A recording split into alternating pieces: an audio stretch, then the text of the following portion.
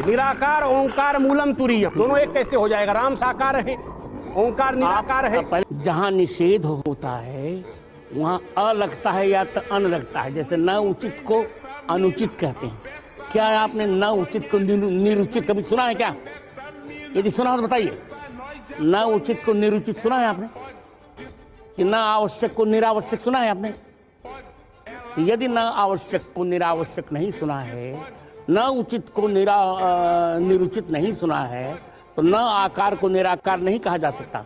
निराकार का अर्थ होता है निर्गता आकार यस्मा, जिनसे सभी आकार निकलेंगे उसे निराकार कहते हैं। यदि अनाकार शब्द आपने कहीं सुना हो ईश्वर के लिए, तो मैं आपके सामने त्रिदंड फेंक दूंगा अपना।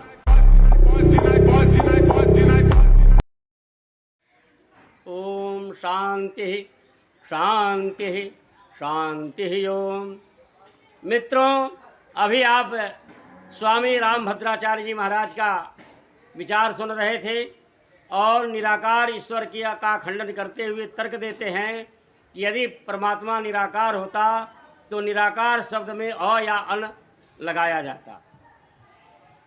निषेध के लिए संस्कृत भाषा में अ या अन का प्रयोग किया जाता है। जैसे न ब्राह्मण अब्राह्मण, न अश्व अनश्व। यदि शब्द के आदि में हल है यानी व्यंजन है तो अ का प्रयोग किया जाता है। यदि शब्द के आदि में अच है यानी स्वर है तो अन का प्रयोग किया जाता है। तो शब्द बनता है जैसे न अश्व अनश्व, न ब्राह्मण अब्राह्मण। तो इसी प्रकार से तो स्वामी जी यहाँ कह रहे हैं कि निराकार शब्द में अ का या अन का प्रयोग होता यदि परमात्मा साकार नहीं होता। लेकिन यहाँ जो है साकार शब्द में न तो अ का प्रयोग किया गया है और न तो अन का प्रयोग किया गया है। निराकार शब्द, अब यहाँ जो है अ और अन इनको नहीं दिखाई दे रहा है, तो इसलिए स्वामी जी कहते परमात्मा साकार है। तो मेरे मित्रों, यह व्याकरण शास्त्र का अध्ययन न होने के कारण से, व्याकरण में गति न होने के कारण से स्वामी जी भूल कर रहे हैं और कह रहे हैं कि जो है अ या अन का प्रयोग नहीं हुआ है। मेरे मित्रों, निषेध के लिए अ और अन दो शब्दों का प्रयोग होता है, लेकिन निरुपसर्ग का भी प्रयोग होता है। संस्कृत भाषा में उपसर्ग होते हैं और उपसर्ग का अर्थ क्या तात्पर्य होता है? देखो, एक कारिका है, ऋषियों ने कहा है उपसर्गेण धात्वर्थो बलाद अन्यत्र नियति, आहार विहार प्रहार प्रत्याहार समाहारवत। कहते उपसर्ग से धातु का अर्थ कुछ का कुछ हो जाता है, जैसे आहार विहार प्रहार संहारवत। देखो, इसमें आहार विहार प्रहार संहार ये शब्द हैं। परिहार भी, उपहार भी, उपसंहार भी, तमाम शब्द बनते हैं। लेकिन इस सब में आप ध्यान देंगे तो एक हरिहरणे धातु है और इससे घय प्रत्यय बन करके बन जाता हार। अब आंग उपसर्ग लगाते हैं तो बन जाता आहार। आहार माने भोजन। और प्र आ हटा दिया, आंग उपसर्ग हटा दिया, प्र लगा दिया तो बन गया प्रहार। अब देखो शब्द का अर्थ कहाँ चला गया? प्रहार। प्रहार माने मारना। अच्छा, प्र हटा दिया, उप लगा दिया तो क्या बन गया? उपहार, यानी कोई वस्तु उपहार में देना, गिफ्ट देना। अब देखो सम लगाते संहार, और अच्छी तरह से मारना। उपसंहार, दो उपसर्ग लगा दिया, उप और सम लगा दिया तो उपसंहार हो गया। एक तो संहार और उप लगा दो उपसंहार, यानी समाप्त करना।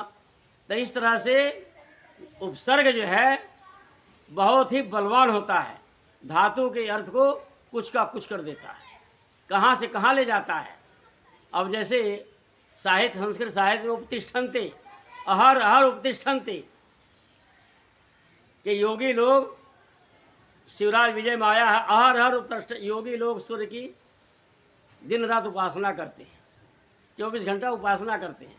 उपतिष्ठन्ते, अब देखो उपसर्ग लगाया, तिष्ठन्ते माने बैठते हैं, और उपसर्ग लगा दिया, उपसर्ग लगा दिया तो क्या होगा? उपासना करना। उपतिष्ठन्ते माने मंत्र भी बोलना होता है। उपतिष्ठन में उपासना करना भी। तो साहित्य में शिवराज विजय संस्कृत का उपन्यास है, इसमें लेखक ने लिखा उपतिष्ठ अहर हर उपतिष्ठन्ते, आने दिन रात इस सूर्य की उपासना करते हैं। योगी लोग सूर्य की ही उपासना करते हैं, ऐसा लिखा है। अब जो है उपतिष्ठन्ते माने सामान्य व्यक्ति तो समझेगा उपतिष्ठन्ते माने बैठते हैं, निकट बैठते हैं, लेकिन यहाँ अर्थ है उपासना करते हैं। अब जो है तो इस तरह से उपसर्ग बहुत बलवान होता है, और उपसर्ग जो है धातु के अर्थ को बदल भी देता है, कहाँ से कहाँ पहुँचा देता है। तो उपसर्ग, अच्छा उपसर्गों के अर्थ होते हैं, उपसर्गों के अर्थ होते हैं। जैसे उप जो है निकट के लिए आता है, अधि जो है चारों तरफ के लिए आता है, परि भी जो है चारों तरफ के लिए आता है, और निरुपसर्ग आता है निषेध के लिए। निरुपसर्ग आता है निषेध के लिए, जिस तरह से और शब्द जो है यानी अ तो है नय लगता है, नय का जो है न लोप होकर के केवल अ बचता है, तो जो है बन जाता है अब्राह्मण। और उसमें यदि अच है, शब्द की आदि में अच है, तो जो है नुट कागम हो जाता है, अन बन जाता है, तो अनस्व बन जाता है, न स्व अनस्व। न ईश्वर अनिश्वर, देखो ईश्वर अनिश्वरवादी, ईश्वरवादी अनिश्वरवादी।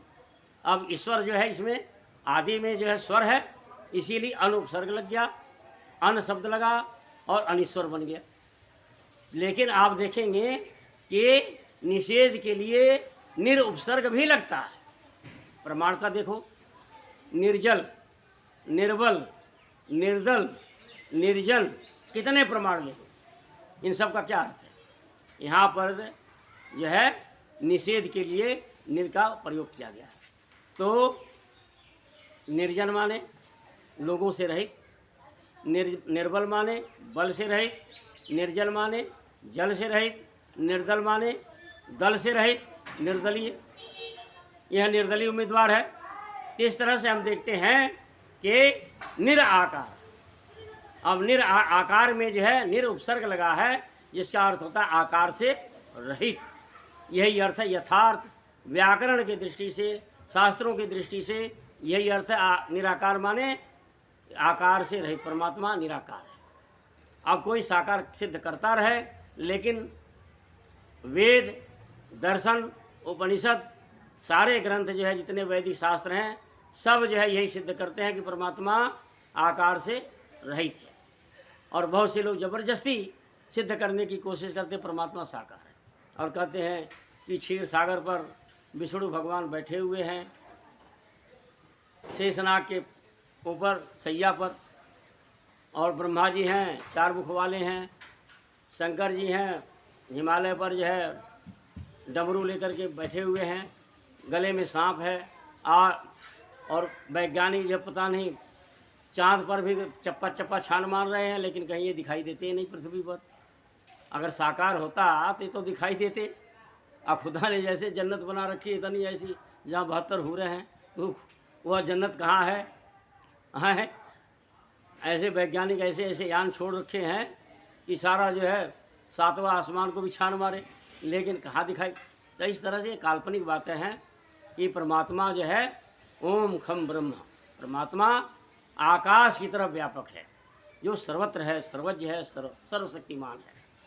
अगर परमात्मा साकार है तो साकार की शक्ति भी सीमित होती है, उसका ज्ञान भी सीमित होता है, वह परिमित होता है, सीमित होता है, उसका सब कुछ सीमित होता है। सीमित वस्तु की सब कुछ सीमित होता है। जैसे हम हैं, हमारा बल भी सीमित है, हमारा ज्ञान भी सीमित है, हम जो है एक साथ कार्य भी हम सीमित कर सकते हैं, असीमित कार्य नहीं कर सकते। और कितना भी बड़ा कोई हो जाए, कितना भी बड़ा कोई हो जाए, पृथ्वी से भी बड़ा हो जाए, सूर्य पृथ्वी से लाखों गुना बड़ा है, लेकिन उसकी भी शक्ति सीमित है, उसकी भी आयु निश्चित है, उसकी भी गर्मी, उष्मा, उसका प्रकाश, उसकी किरणें सर्वत्र नहीं जाती, पृथ्वी के अंदर प्रवेश नहीं करती हैं। उसको भी जो है एक वृक्ष भी ओट देता है, चंद्रमा की भी छाया पड़ जाती है, और उसकी किरणें पूरे ब्रह्मांड में नहीं जाती। अब देखो, तो इस तरह से जो भी ये प्रकृति का नियम है, जो सीमित होगा उसकी शक्ति भी सीमित होगी, उसकी क्रिया भी सीमित होगी, अनंत नहीं हो। परमात्मा जब अनंत है तो अनंत ही उसकी शक्ति है, अनंत ही उसका ज्ञान है। और अब देखो, साकार रामचंद्र जी महाराज, मर्यादा पुरुषोत्तम श्री रामचंद्र जी महाराज, महापुरुषों में भी श्रेष्ठ महापुरुष, जिनको हम बहुत मानते हैं। आर्य समाजी, सच्चे अर्थों में तो आर्य समाजी राम के भक्त होते हैं और कृष्ण के भक्त होते हैं। इसके ऊपर मैं एक वीडियो बनाऊंगा कि सच्चे अर्थों में राम और कृष्ण का भक्त कौन है। सच्चे अर्थों में राम और कृष्ण के भक्त तो आर्य समाजी ही होते हैं। तो अब भगवान राम के बारे में देखो, भगवान शब्द का प्रयोग करने से कोई ये ना समझे भगवान ये भी मानते राम को भगवान परमात्मा मानते हैं। भग ऐश्वर्य धातु से भगवान शब्द बना है, ऐश्वर्य वाला, यशस्वी। भगवान माने यशस्वी, जिसका कीर्ति सर्वत्र फैली हो। अब देखो, बच्चा बच्चा भगवान राम के बारे में जानता है, उनकी कीर्ति फैली नहीं फैली है। जितने भी महात्मा, सुभाष चंद्र बोस हुए, सरदार भगत सिंह हुए, महात्मा गांधी हुए, महर्षि दयानंद सरस्वती हुए, सरदार वल्लभ भाई पटेल हुए, ये सब के सब भगवान थे। भगवान शब्द इनके, और संस्कृत में तो संबोधन में बड़े को भी भगवान, आइए भगवान, बैठिए भगवान प्रयोग होता था। रामायण पढ़कर उठाकर देख लो, पुराणों को देख लो, शास्त्र को देख, सर्वत्र जो है बड़ों को संबोधन में भगवान शब्द का प्रयोग करते थे। तो ऐसा नहीं कि वो परमात्मा हो गया। तो रामचंद्र जी अगर परमात्मा होते तो देखो, पत्नी का अपहरण हुआ तो क्या कह रहे हैं, हे खग हे मृग मधुकर सैनी, तूने देखी श्रीतामग नैनी। इतने व्याकुल हो गए, इतने अधीर हो गए, इतने दुखी हो गए कि पक्षियों से, वृक्षों से, वन में पूछ रहे हैं, हिरण से पूछ रहे हैं कि तुमने सीता को देखी। ये भी भूल गए मैं किससे पूछ रहा हूँ, ये भी भूल गए कि किससे पूछना चाहिए। पक्षी बताएंगे, हिरण बताएंगे, वृक्ष बताएंगे कि सीता कहाँ है। और फिर जो है खोजते खोजते खोजते खोजते फिर जो है हनुमान जी की सहायता से फिर पता चला। फिर उसके बाद सेना खड़ी करी, फिर जो है युद्ध हुआ। युद्ध में लक्ष्मण जी घायल होते हैं और रामचंद्र जी को ऐसा लगने लगा कि मैं तो लक्ष्मण को खो दूंगा। फिर जो है किसी तरह से लक्ष्मण की जान बचती है, फिर विजय प्राप्त करते हैं, फिर वापस आते हैं। ये परमात्मा के गुण कहाँ घटते हैं आए। और फिर जो है रावण जैसे कीड़े को मारने के लिए क्या परमात्मा पहले तो 9 महीने गर्भ में आएगा, फिर उसके बाद जो है 20-25 साल तक जो है ऐसे लंबी यात्रा तय करेगा और पत्नी का अपहरण कराएगा, फिर उसके बाद रावण को मारेगा। है यदि कोई एक आतंकवादी, भारत में कोई आतंकवादी घुसा हो, उसको मारने के लिए 25 साल का उपक्रम किया जाए, या एक चूहा को मारने के लिए, मान लो कि संसद भवन में चूहा घुस गया, अब उसके लिए राष्ट्रपति आदेश दें वायुसेना अध्यक्ष को, आप अग्नि मिसाइल लेकर के सेना से लैस होकर के आइए और जो संसद भवन में एक चूहा उसको मारिए, मिसाइल बम छोड़िए। ये कितनी, जैसे ये हास्यास्पद बात है, उसी तरह से रावण आदि को मारने के लिए परमात्मा का अवतार लेना जो है हास्यास्पद है। परमात्मा रावण के भी शरीर में नीचे से ऊपर तक परिपूर्ण हो रहा है, वह संकल्प मात्र से रावण जैसे कीड़े को मार सकता है। और यदि परमात्मा अवतार लेता, अगर परमात्मा का ये नियम है कि जब जब धर्म की हानि होती है तब समय समय पर अवतार लेता है, तो अब अवतार क्यों नहीं लेता। 5000 साल बीत गए। महाभारत काल में तो रामचंद्र जी के काल में कई अवतार थे, परशुराम भी भगवान थे, राम भी भगवान थे, कृष्ण भी भगवान थे, बलराम भी सब भगवान। आज 5000 साल से ज़्यादा हो गए, क्यों नहीं अवतार लेता। अगर अवतार लेता तो जब देश गुलाम हुआ, महमूद गजनवी और तमाम लुटेरे आए, मोहम्मद बिन कासिम आया, महमूद गजनवी आया, और औरंगजेब और इन सबों ने जो यहाँ मार काट मचाई, लाखों लोगों को मारा, देश को गुलाम बनाया है। फिर अंग्रेज आए, अंग्रेज़ों ने जो है क्या क्या अत्याचार, औरंगजेब ने क्या क्या अत्याचार यहाँ के लोगों पर नहीं किए, कितने मंदिरों को ध्वस्त किया, क्या क्या अत्याचार नहीं हुआ। फिर जब देश का बंटवारा हुआ तो लाखों लोग, भारत में भी पाकिस्तान में भी लाखों लोगों की हत्या हुई और कितना भीषण त्रासदी रही। महिलाओं का सत्य लूटा गया, कैसा कैसा भीषण अत्याचार नहीं हुआ। और इसके पहले दलितों के साथ ऊंची जाति के लोग कैसा कैसा भीषण अत्याचार नहीं करते थे। हमने तो अपनी आँखों से देखा है दलितों के साथ भीषण अत्याचार होते थे। तब परमात्मा कहाँ बैठा था? तो परमात्मा यदि अवतार लेता तो निश्चित रूप से जब जो है मुस्लिम आए, मुस्लिम आक्रमणकारी आए तब अवतार लेता, जब अंग्रेज आए तब अवतार लेता, जब देश का विभाजन हो रहा था तो भारत भूमि को बचाने के लिए तब अवतार लेता। नहीं कहाँ परमात्मा ने क्यों नहीं अवतार लिया? और परमात्मा अवतार लेता है तो भारत में ही क्यों लेता है? चीन में कभी अवतार लिया है कि वहाँ के लोगों का कुछ सुधार करे, वहाँ के लोगों को पाप से बचाए? वहाँ क्या क्या पाप नहीं होता है चीन में, है क्या क्या नहीं खाते हैं, कीड़े मकोड़े, गंदी नाली के कीड़े भी, लकड़ी में जो कीड़े होते हैं उसको भी सब कुछ खा जाते हैं। क्या क्या पाप, कुत्ते बिल्ली सब कुछ खा जाते हैं। कितने पशुओं को, कितने जानवरों की कितनी हत्या होती है, गाय की भी हत्या होती है, भैंस की, सूअर, हरे जंतुओं को तो वहाँ खा जाते हैं। पाकिस्तान जो पाकिस्तान है तो वहाँ जो दिन रात पापी पाप होता है, परमात्मा क्यों नहीं अवतार लेता? तो मेरे मित्रों, इससे सिद्ध होता है कि परमात्मा कभी अवतार नहीं लेता। परमात्मा निराकार है, सर्वशक्तिमान है, सर्वत्र है, सर्वज्ञ है। और जो स्वामी जी महाराज कह रहे हैं यह बिल्कुल निराधार बात है। स्वयं आप विचार करो, गंभीरता से विचार करो और देखो जो मैं कह रहा हूँ यह बात सत्य है कि नहीं। जो निषेध के लिए अ का भी प्रयोग होता है, अन का भी प्रयोग होता है और निरुपसर्ग का भी प्रयोग होता है। मेरे मित्रों, यह भ्रांतिपूर्ण बात है कि स्वामी जी कह रहे हैं यदि परमात्मा निराकार होता तो साकार में अन का प्रयोग किया जाता। यह जो है बिल्कुल भ्रांतिपूर्वक बात है। हमें जो है सत्य मार्ग पर चलना चाहिए। सत्य को जानने के लिए आइए सत्यार्थ प्रकाश ग्रंथ को पढ़िए।